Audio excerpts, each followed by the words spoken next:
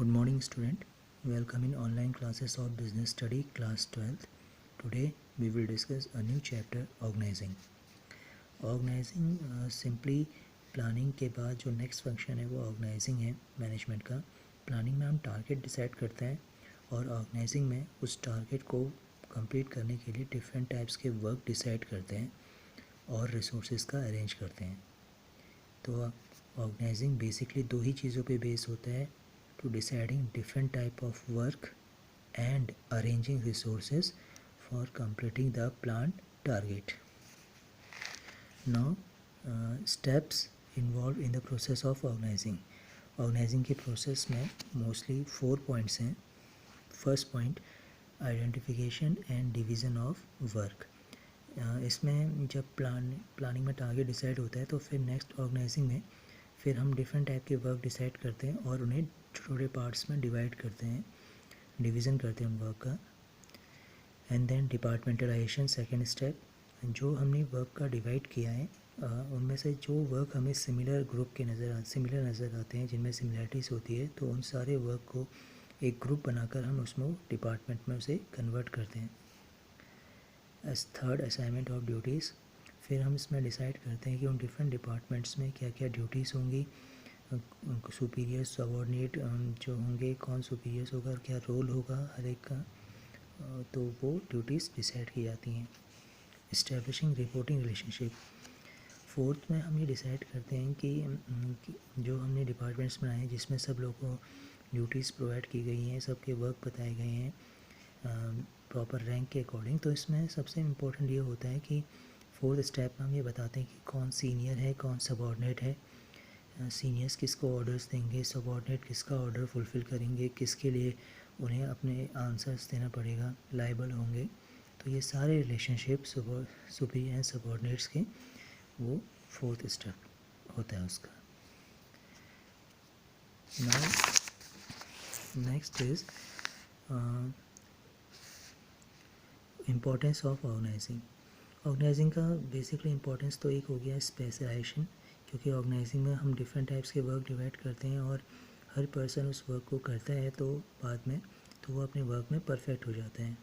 जैसे सपोज़ करो हमने परचेज़ डिपार्टमेंट बनाया, तो जो पर्सन उस परचेज़ डिपार्टमेंट में काम करेगा वो परचेजिंग से रिलेटेड सारे वर्क में स्पेशलाइज्ड हो जाएगा. Clarity in work.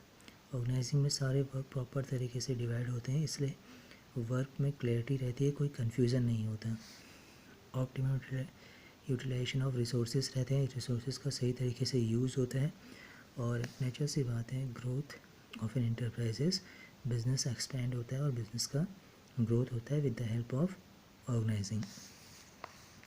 Now organizational structure. Organizational structure दो पार्ट्स में डिवाइड है, फंक्शनल एंड डिविजनल.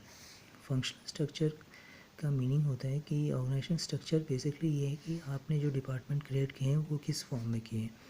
अगर आपने अपने डिपार्टमेंट फंक्शन के बेस पे यानी वर्क के बेस पे डिवाइड किए गए हैं तो उसे फंक्शनल स्ट्रक्चर कहते हैं. Like purchase department, production department, selling department. यानी परचेज डिपार्टमेंट में परचेज का फंक्शन होगा, प्रोडक्शन डिपार्टमेंट में प्रोडक्शन का फंक्शन होगा. Divisional structure.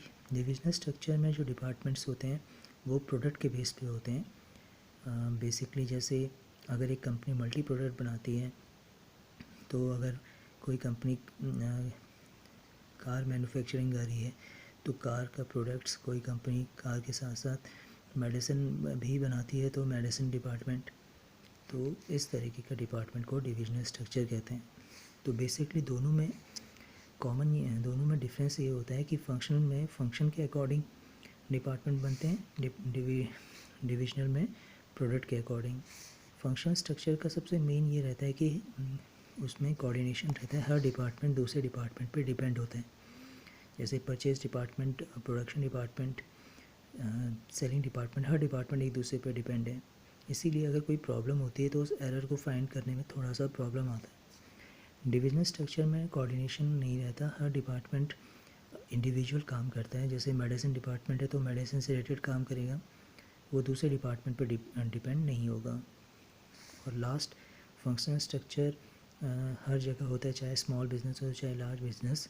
लेकिन डिविजनल स्ट्रक्चर लार्ज बिजनेस वाले फॉलो करते हैं जो मल्टी प्रोडक्ट्स बनाते हैं। Now next is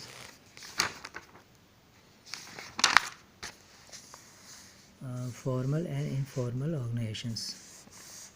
Now next topic is formal organizations and informal organizations. Formal organisations जो होते हैं वो बेसिकली वही है। फॉर्मल ऑर्गेनाइजेशंस में जो वर्क होता है वो फॉर्मल वे में होता है, यानी रूल्स एंड रेगुलेशन को फॉलो किया जाता है और जो भी डिस्कशन होता है वो ऑफिशियली होता है। एंड इनफॉर्मल ऑर्गेनाइजेशंस में जो भी वर्क होता है वो थोड़ा फ्रेंडली वे में होता है। आप नॉन ऑफिशियल्स बातें भी डिस्कस कर सकते हैं और रूल रेगुलेशन को फॉलो नहीं भी कर सकते हैं। एक फ्रेंडली माहौल रहता है। इस तरीके के इन्वायरमेंट को इनफॉर्मल ऑर्गेनाइजेशंस कहते हैं। आई होप आप जो हमने आज टॉपिक डिस्कस किए हैं वो आपको क्लियर हुआ होगा। Thanks for watching.